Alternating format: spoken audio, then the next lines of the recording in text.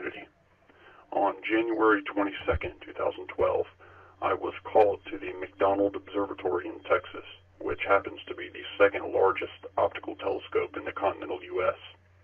I received a phone call from an associate with the observatory and was booked that night on a flight out to Texas, where I was met by an agent reporting to be with Homeland Security.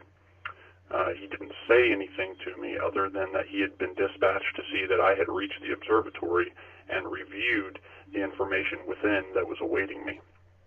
Now, when I arrived at the McDonald Observatory, I was met by a second man with Homeland Security, and by this time I was really dumbfounded as to what was going on as it pertained to me. I had never dealt with matters of national security, so I was really lost as to what it was that could be so urgent that it warranted this almost security guard-like behavior from these two agents. I was quickly shuffled back into the main observatory chamber, where I met four other gentlemen who were involved with the operations of the observatory.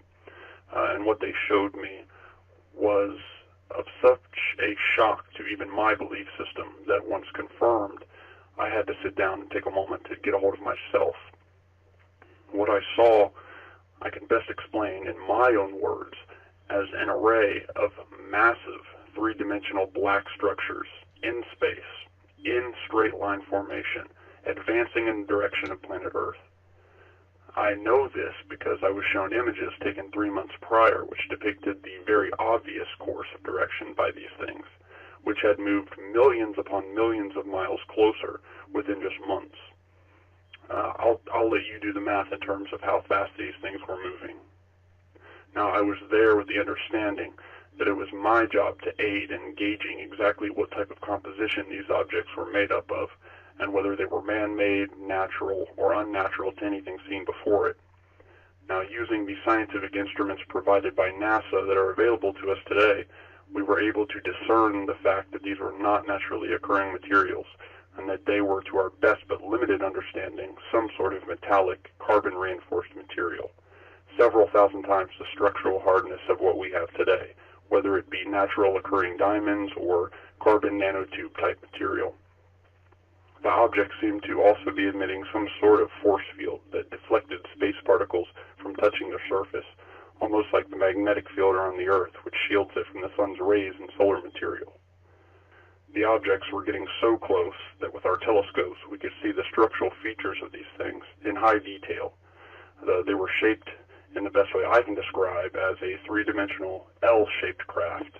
I use the word craft loosely, as we do not know if these things are piloted or vehicles at all in the strictest sense. All we knew is that they were moving, and moving fast.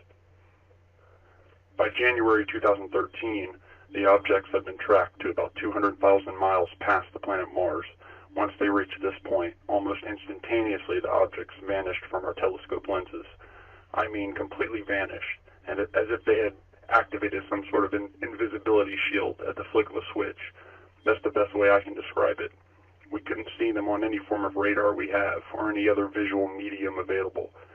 We were left scratching our heads, and by this time, I knew that the upper echelons of the U.S. government were worried about these things, because I was under a constant 24/7 guard by Secret Service agents, who kept a close eye on me every single day since late 2012. I did not go home, go to the grocery store, or wake up in the morning without the reality of knowing that I was being watched. Some very powerful, high-up people were keeping an eye on me and the work that we were doing regarding these objects. Although I was never told about this, it was obvious with what I saw going on around me and the personnel involved.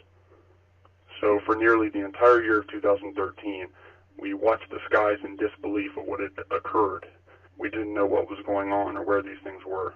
According to my calculations, these things would have been so close to us by now that we would have no problem seeing them in the night sky had they stayed visible to us.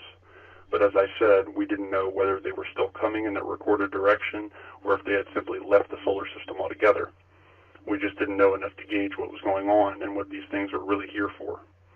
I was sent home awaiting orders to continue my work if needed, and for some 6 months I did not hear so much a phone call regarding the situation.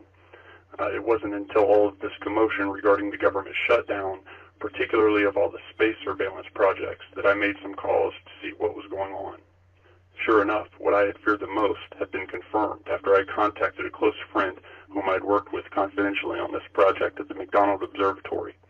I asked him what was going on, and was there something to all of these space monitoring programs being shut down, including NASA, and was there cause to worry? My colleague sounded extremely unnerved when I spoke with him. At one point, it was almost as if he was trembling in his speaking. And I asked him, what is going on here? It was then that he told me that the objects had reappeared and had positioned themselves behind the moon. The blackout of all space monitoring programs was essential to keeping the lid on what had happened. I did not speak with my colleague long due to the fact that he was not supposed to be speaking with anyone and was risking even his own life even calling me back. But what I do know is that these objects reappeared sometime earlier this month and positioned themselves in a circular type alignment, which allowed them to dock to the backside of the moon, or just above the backside of the moon, so as to remain virtually invisible to sky watchers. The things are up there, and they're just beyond our view of sight when we look up at the moon. We don't know what they are doing, or what they're going to do. We do know that there have already been fluctuations in Earth's gravity field and the gravity field which links the moon to the Earth. These things are stationary, and they are at this very moment sitting behind the moon. No movement, no radio signals, no nothing. We are at a standstill as to what will happen next, or if these things will suddenly reveal themselves.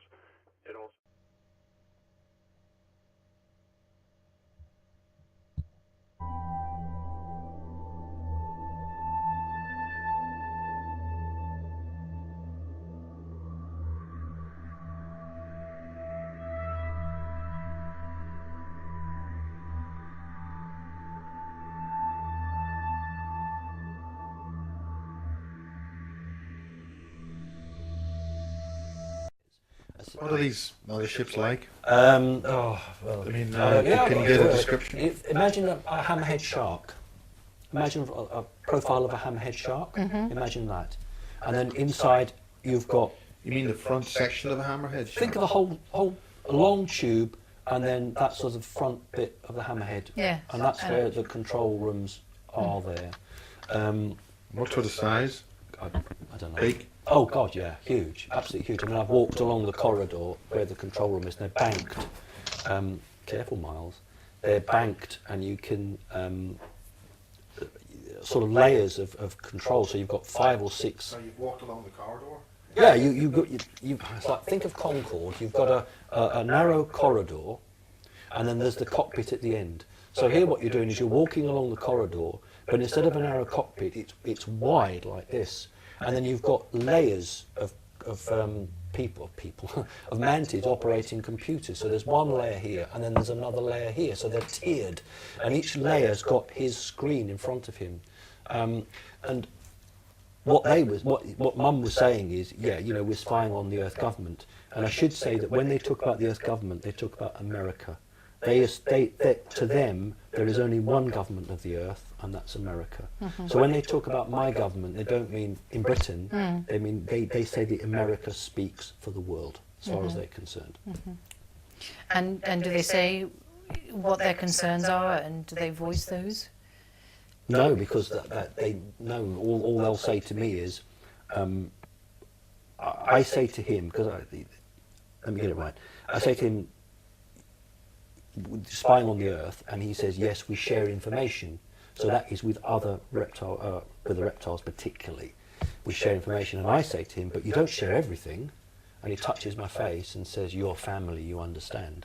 I.e., we are not sharing everything that we know that's going on.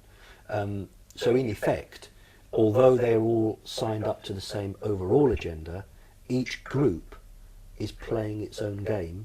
And what is the overall agenda? The overall agenda will be to repopulate the Earth with hybrids.